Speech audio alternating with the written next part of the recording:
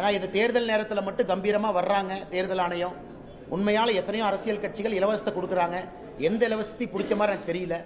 கோயம்புத்தூர் தெற்கு தொகுதியில் எவ்வளோ அநியாயம் பண்ணுறாங்க, அவனுங்க எல்லாத்தையும் போய் பிடிக்கணும். ஆனால் அப்பாவி பொதுமக்கள் மாட்டுறாங்க. ஆனால் எலெக்ஷன் நேரத்தில் நாமளும் கேர்ஃபுல்லாக தாங்க இருக்கணும். தேர்தல் கமிஷன் அப்பாவி மக்களிடம் இருந்து பணத்தை பறிமுதல் செய்து வருவதாகவும் அரசியல்வாதிகள் கொடுக்கும் பரிசு பொருட்களை பிடித்தது போல தெரியவில்லை என தமிழக பாஜக முன்னாள் மாநில தலைவர் அண்ணாமலை குற்றம் சாட்டியுள்ளார். நேற்று பிரச்சாரத்தில் கூட அண்ணே சொன்னார், அண்ணே ஹாஸ்பிட்டலுக்கு போயிட்டு இருந்தனே 50,000 ரூபாய் பணம் வச்சிருந்தே பிடிச்சி கொண்டே உட்கார வச்சுட்டாங்கண்ணே. அதனால தேர்தல் ஆணையம் கொஞ்சம் மனிதாபிமான அடிப்படையில் வேலை பார்க்கணும். ஏன்னா இது தேர்தல் நேரத்தில் மட்டும் கம்பீரமாக வர்றாங்க தேர்தல் ஆணையம். உண்மையால் எத்தனையோ அரசியல் கட்சிகள் இலவசத்தை கொடுக்குறாங்க. எந்த இலவசத்தையும் பிடிச்ச மாதிரி எனக்கு தெரியல. கோயம்புத்தூர் தெற்கு தொகுதியில் எவ்வளோ அநியாயம் பண்ணுறாங்க, அவனுங்க எல்லாத்தையும் போய் பிடிக்கணும். ஆனால் அப்பாவி பொதுமக்கள் மாட்டுறாங்க. ஆனால் எலெக்ஷன் நேரத்தில் நாமளும் கேர்ஃபுல்லாக தாங்க இருக்கணும்.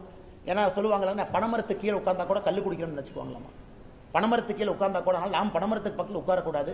அதனால் தேர்தல் நேரத்தில் பொறுப்புணர்வோடு பணம் எடுத்துகிட்டு போனால் கூட தயவு செஞ்சு கொஞ்சம் குறைவாக எடுத்துகிட்டு போங்க. கரெக்டாக டாக்குமெண்ட்டோடு எடுத்துகிட்டு போங்க. பொதுமக்களுக்கு நிறைய இடத்துல தொந்தரவு ஆகுது, இல்லை என்று சொல்லவில்லை. தேர்தல் ஆணையம் அதை கருத்தில் கொள்ளணும். அண்ணா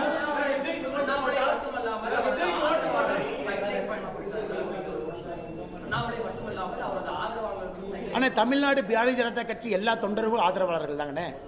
அங்கே இருக்கக்கூடிய எல்லா தலைவர்களும் ஆதரவாளர்கள் தான். இதில் என்ன பிரித்து சொல்கிறீங்க?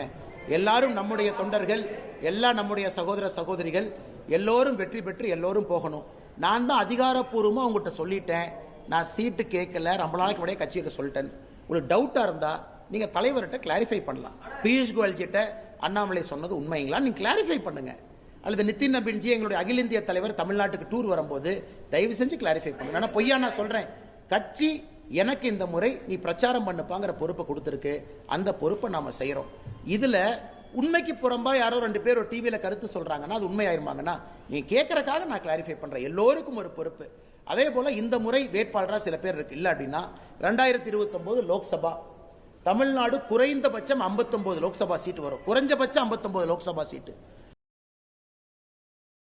செய்திகளை உள்ளது உள்ளபடி தெரிந்து கொள்ள ரெஃப்ளெக்ட் நியூஸை சப்ஸ்கிரைப் பண்ணுங்க.